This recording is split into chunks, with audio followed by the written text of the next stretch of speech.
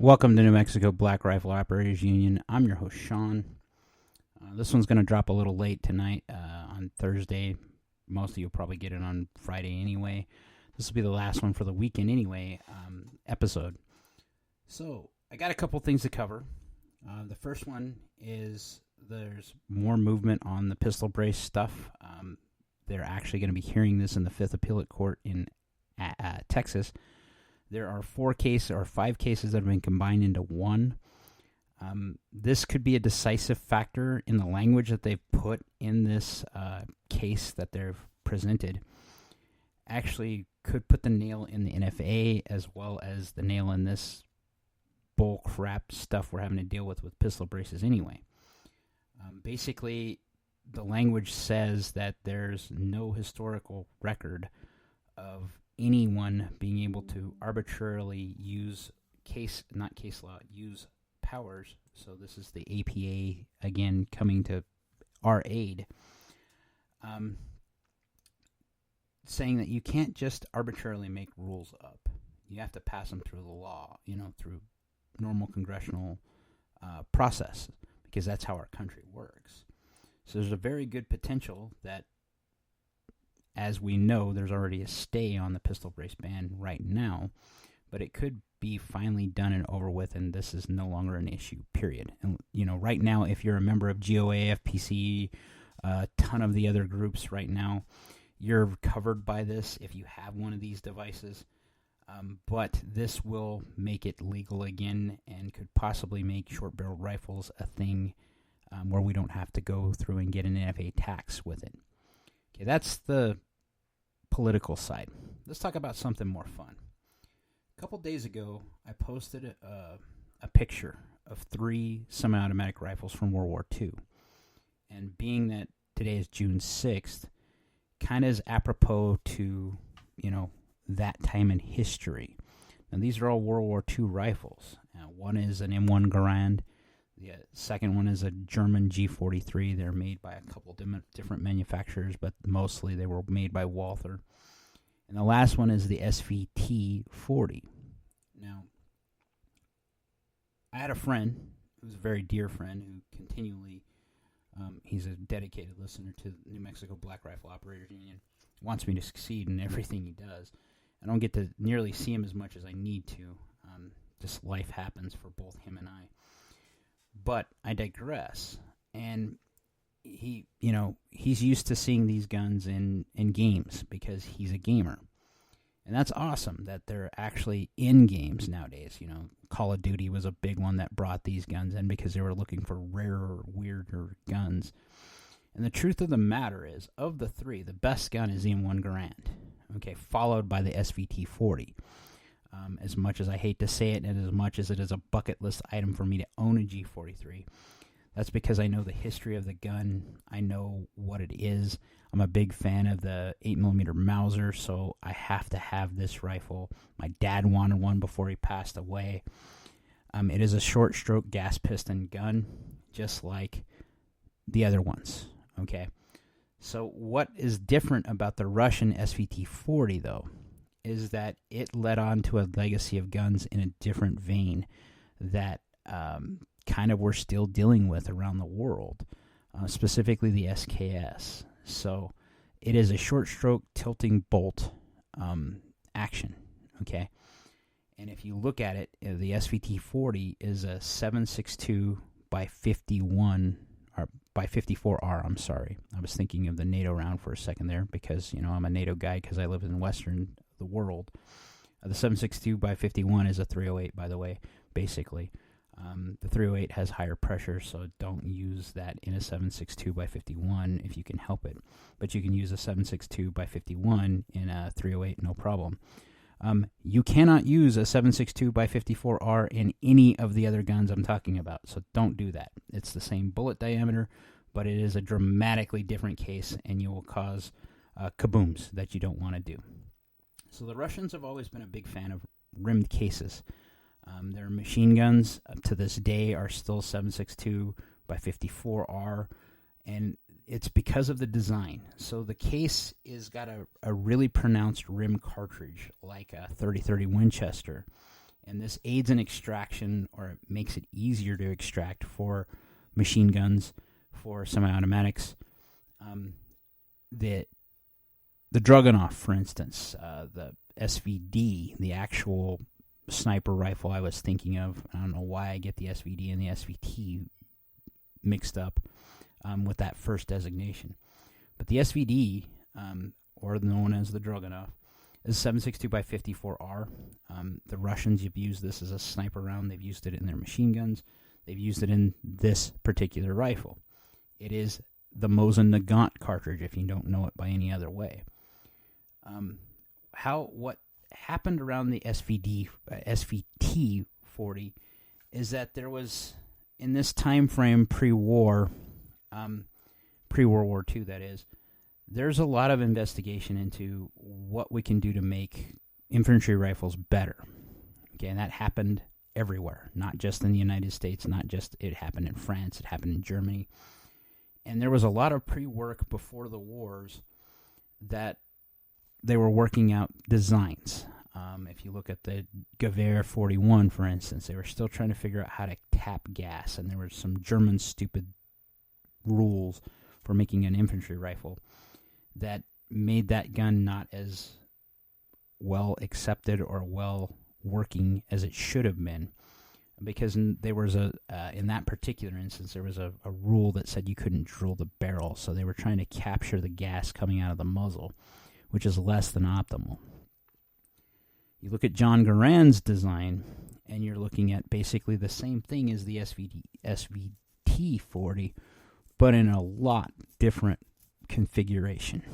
Okay, you can see the roots of where designs kind of marry up. You know, you see so many things come together, and people's innovations and then their thought process to take them to different places. Garand's idea is what ended up, in my humble opinion, being the best rifle.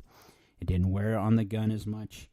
It was capable of, it served throughout World War II, through Korea, into Vietnam. There were countries using it after Vietnam up until the late 60s and 70s. These were in play. The SVT40 is kind of in that same vein. And there's a history, a lineage of how the guns were made. The first one was, the first design iteration to kind of get to this is called the ASD, I think it is. Let me look up here. AVS 36. So there's a lot of design flaws with this, so they went to the next iteration, which was the Svt38. And they found that the design was improved a little bit, but still had a lot of problems, with fouling. The manufacturing, people are still learning how to do some things with metallurgy in the Soviet Union that up until Kalashnikov into the 60s had finally figured out with stampings. And they were trying to do some of this stuff back then. Enter the war. Okay, wartime production, people start looking at, I need rifles now. We're in a fight.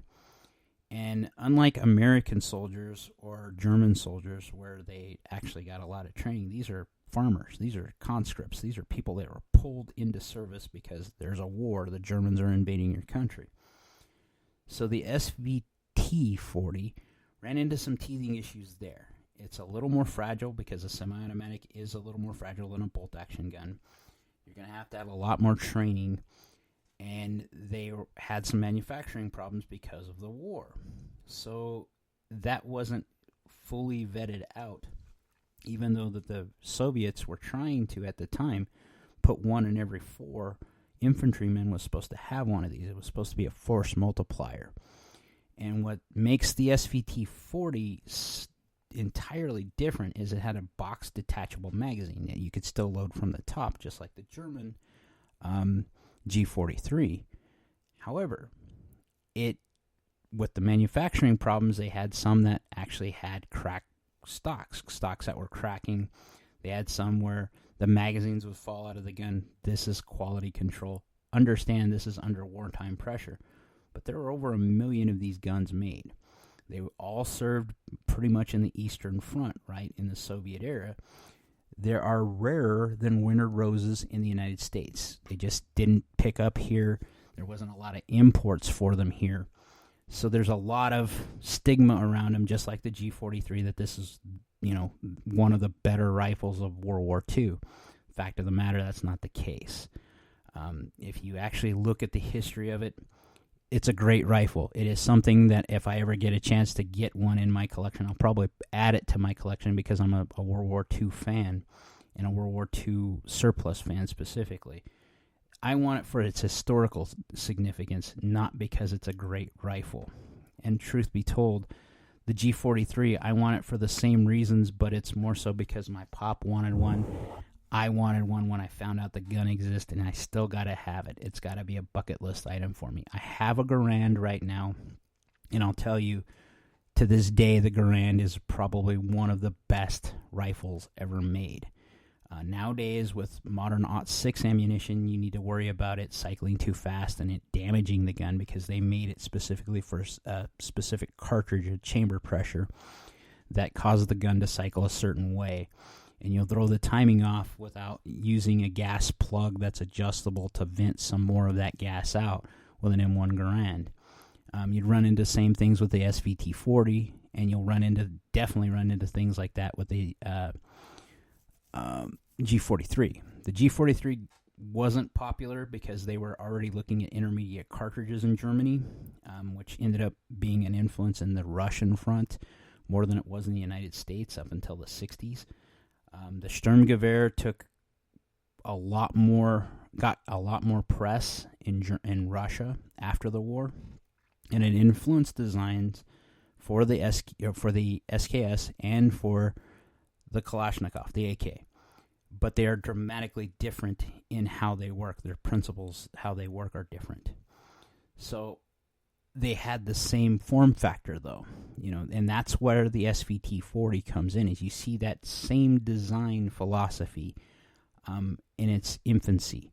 You see that you're going to take a standard infantry rifle by its shape and feel, but you're going to try to modernize that with a self-loading mechanism, hopefully to get more rounds downrange, more effective rounds downrange, and be more effective as an infantry rifle. But if you have a conscript army, there's the logistical chain behind that doesn't make sense. And what I mean by that is if you take someone who has never held a gun before and you're handing them a gun to go fight in battle, and you have limited time frame to show them how to maintain a semi-automatic rifle is orders of magnitude larger than it would be for a bolt-action rifle. And that's what ended up making the Svt40 a victim. They found that since the PPSH, which is the submachine gun, the 7.62 by 50, or not by 50, by 25, and the 9mm variants were more effective with conscripts because you didn't have to mess with them. You didn't have to maintain them. They just worked. And then when you need guns now to win the battle or fight the battle you're in, that's the tack that the Russians took, was make guns now. So they made more Mosin Nagants and they made more PPSHs than they ever did the Svt40. Now, there were sniper variants of the Svt40, just like there were the G43 and the M1 Garand and the G43. Now, the difference is that the Svt40 was never had the quality control, and technically neither did the G43, to be a true accurate rifle all the time that you would need for a sniper. This was the infancy and the birthplace of the designated marksman. Accurate enough to hit a person, but not so accurate that you can hit a quarter, that type of thing. So they started fielding these, and they were fielded, I think some places still have them in service in the Eastern Bloc or in the Eastern cultures. They've been phased out quite a bit because they're not accurate enough, even by designated marksman standards. Because of those quality control issues and because of the infancy of the design. It can be a beautiful rifle, but the Arctic birch they used for the stocks was prone to splitting, was prone to warping or not allowing the receiver to sit 100% accurately in the channels that they cut for it. And with cracking, there was a lot of stopgap fixes for it, like drilling holes and putting industrial bolts through it, and then milling the edges of the bolts off so that it was smooth enough for you to carry. That's not ideal for that type of rifle being accurate for a sniper or a designated marksman over time. Let alone, let's look at the 7.62x54R. Unless you have specific types of ammunition, it's not 100% as accurate as ours are. We make better rounds in the Western world. We have better quality controls that usually lended to more accuracy. That's not saying those rifles are inherently inaccurate. A lot of that depends on the ammunition that the Soviets back then, not the Russians, but the Soviets could field. You know, again, I shoot rifle. I need ammunition to make this go now. Okay? But the 7.62x54R is a long, storied cartridge. It's been in service since the early, I would say actually the late 1800s into today. I mean, you can find variants of machine guns, the RPK, the PPK. That's not PPK, PPSH, the Dishka. There's a lot of them that are still RPD. That's what I was looking for, the RPD, that are in 54R. This is the Russian equivalent to our 308, and our 308 is in a lot of crew service weapons, just like the 7.62x54R. So this was a design iteration to take it to the next level. And I thought it was worth bringing up and on the podcast to talk about these three rifles, specifically the Svt40, because there's a lot of press around it thinking that this is a great rifle, a greater rifle than it actually is. Just like I have a Major Jones for the G43, but I know that there's a lot of gaping design flaws. In the German one, for instance, it was overgassed. The German philosophy at this time and stage in the war is it's good enough to get out the door to go out and fight. It's accurate enough. If it destroys itself, we'll just replace it. Okay? And being overgassed, that's what usually happened, is it would cause pinging in the metallurgy of the bolts, or specifically there's a dust cover that's kind of integral to how the gun holds itself together, that once that dust cover failed, the gun would kind of fall apart. That's a big design flaw, okay? And they could have fixed both of them. And in modern iterations of the G43 specifically, they make better dust covers and better gas systems that you can change out to make it a daily shooter type gun. In the Svt40, there's some of that, but there's not as much because there's not as many of them in circulation in Western societies. They are very rare. I've only seen one example in all the years I've seen guns at gun shows, or in real life, where I've actually got to hold one, and the guy knew what he had, and he was going to charge you for exactly what he had. It was worth every penny of it. Should you have one? I've already discussed that. You know, it depends on if you're a Russian fan or if you're a fan of just having surplus rifles. You know, there's a lot of surplus still out there that would be more interesting and easier to shoot when I mean easier to shoot, easier to carry and feed for than the Svt40. That's what I got for those guns. The M1 Garand I've covered quite a bit. I can talk about it more. It's storied. If you think about those guys that were parachuting in and landing on Normandy Beach, that's what they carried. You know, that's how they won World War II, is with that rifle. You know, 8 rounds versus 5 rounds. That's what the Germans were using. They were using in mass, they were still using K98 bolt-action rifles against this 8-round semi-automatic rifle. There's no math there. You got 3 more rounds. It's just as accurate, if not as accurate, as the K98. You're behind a power curve. You know, the .6 is a little more powerful, has a little more brass behind it and a little more powder behind it than the 8mm Mauser, and it's a lighter bullet. So you could see where this is going. And we were able to produce, in quality and quantity, the M1 Garand for years. and it served the United States military forever. There's a lot of people that their life depended on this rifle. And it speaks volumes of the three, which one stuck around the longest. It isn't just because they won the war. It's because the design was actually better. So I wasn't going to record one tonight. I was actually gearing down for bed when I remembered I had to go find a gift. Thank you again, Randy. I decided that I better just go ahead and do what I intended to do and record this podcast tonight as a thank you and to talk about the three awesome things and to kind of honor that what the day is. June 6, 1944 is a day that changed the world entirely. It was the beginning of the end of World War II. The Nazis were on the ropes and didn't even know it. They were still fighting, thinking they were going to win the war. Hitler did, at least. But his underlings knew that this was it. We've landed a sufficient force to gain a toehold, and we fought them all the way back on two fronts. The Russians on the east and the Americans and Western powers on the west. And we beat them into submission until we ended up in Germany. And then the world changed after World War II and started the globalization that we loved and enjoyed for 70 plus years.